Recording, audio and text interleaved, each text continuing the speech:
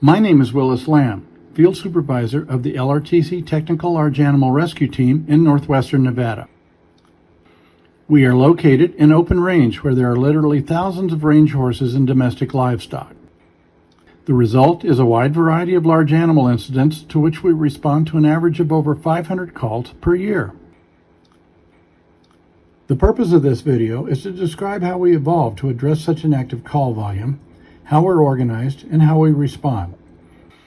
Our primary purpose is to orient our new volunteers as to how our organization works, but perhaps this presentation could provide some ideas to other teams who are organizing or dealing with increasing call volumes.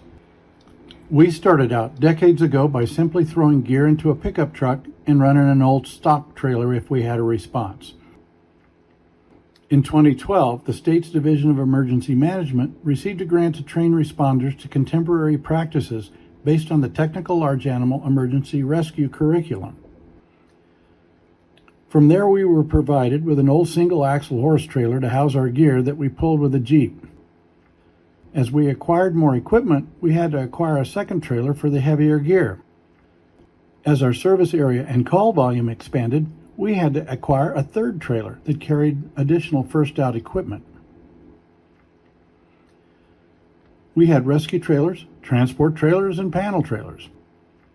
We eventually had more trailers than typically available tow vehicles. Plus, the reflex time for volunteers to respond with their pickups to hitch up and respond with trailers was problematic during critical incidents. As a result, we started acquiring hand-me-down vehicles from fire agencies. Where practical, we replaced trailers with motorized vehicles. All of this growth dragged us forward from being a semi-informal group of trained responders into the world of a formal structure and hierarchy. As frontline responders, we work with multiple public agencies, and therefore we organized around the principles of the Incident Command System. This is a system that is not only compatible with the structures of our public agency response partners, but it also serves our organization well. To understand our staff positions, LRTC is organized as an ICS specialized group. Leaders that might be designated as chief officers in a fire agency are designated as supervisors in an ICS group. For day-to-day operations, the organizational chart is relatively straightforward. The LRTC board sets policies and directs finance. The field supervisor, who in our case is also the president, provides overall administrative and field supervision. The logistics and ground support captains work for the field supervisor. Next in the hierarchy are assistant supervisors. 3 assistants are responsible for designated response zones. The training supervisor is responsible for training programs, human resources including credentialing of responders, and is our liaison to the various agencies that we work with. We also have an assistant who is in charge of incident control. Incident control interfaces with the various public safety agencies that we work with. Incident control dispatches resources, maintains accountability, and includes our dispatch staff. Incident control is in charge of all resources not committed to an incident and who are not actively working under an incident commander. Our response matrix is a little more challenging. We receive calls from 3 primary sources: public safety dispatchers, the range manager, and on occasion from private parties or veterinarians. There are times when we may experience simultaneous calls for service. The incident controller and dispatchers will determine which resources and responders are to be mobilized, often in coordination with whomever would be the incident commander once on scene. The incident controller and dispatchers establish priorities during times of simultaneous incidents, with the objective of getting sufficient responders and assets to address multiple calls or to respond to simultaneous calls in order of priority. Some incidents, particularly those impacting public safety, are immediate need.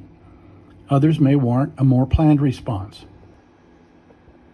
Qualified members may serve as captains for response zones, for response vehicles, or for special assignments such as ground support and logistics.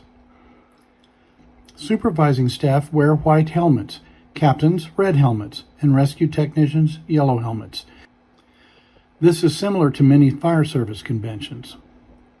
When a call is received, the answering service generates a text to dispatch staff and key supervisors.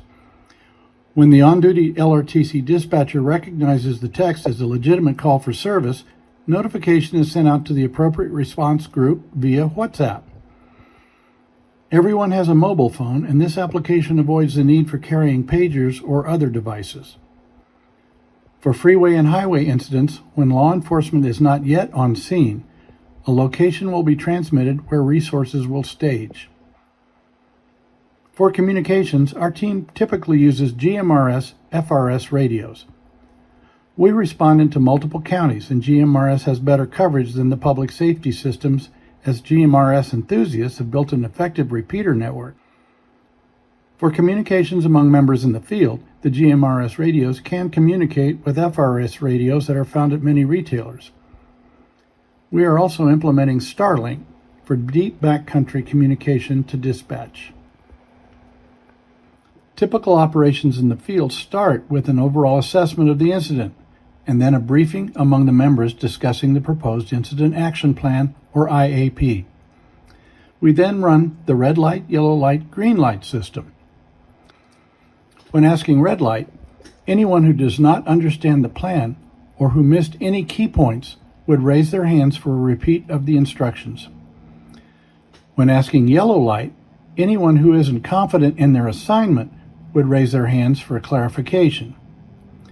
When asking green light, everyone by this time should raise their hands, and the incident commander has some assurances that everyone understands the plan and their roles in it. The IAP is also shared with law enforcement or other public safety personnel on the scene for concurrence, and so that all entities present are on the same page. We may hand out tactical radios to other agency personnel in situations where conditions could change and we might have to call out an audible. When units and members take up from an incident, they return to the control of the incident control dispatchers, who log that units are back in service and that members have returned safely to their homes or their other personal activities.